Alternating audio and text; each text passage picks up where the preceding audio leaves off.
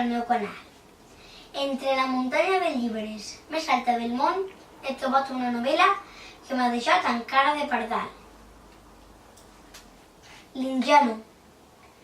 L'ingenu és el protagonista d'aquesta novel·la i és un indi d'una tribu hurona, a Canadà, que viatja des de Canadà fins a Bretanya, que està al nord de França, i viu allí una aventura que ja descobrireu quan fullegeu el llibre.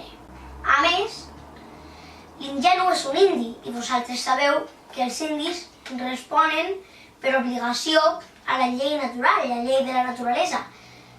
En canvi, en Bretanya són homes ben educats i senyores ben educades que responen a la llei dels homes per obligació. Aleshores, l'ingenu arriba allí a Bretanya amb uns anglesos i les persones que troba allí introdueixen la llei dels homes. I ell la llei dels homes la troba il·lògica, no li troba el sentit. I aquestes escenes que formen aquest contrast, diguem que són molt còmiques. I vos reireu un tant quan llegiu el llibre. A més, heu de saber que l'ingenu, aquesta història, està escrita per Voltaire. Voltaire és un escriptor francès, el nom ja sona francès, que va ser un il·lustrat. Per què?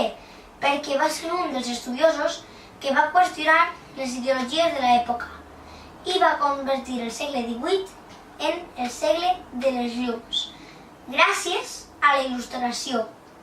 La il·lustració era la corrent que va aconseguir que es poguera pensar d'una altra manera que la gent tenia una manera de pensar obligada per l'església o per les institucions, el que serà però Voltaire i els altres estudiosos van dir per què ha de ser així? I gràcies a la il·lustració es va aconseguir això. Moltes gràcies per escoltar-me.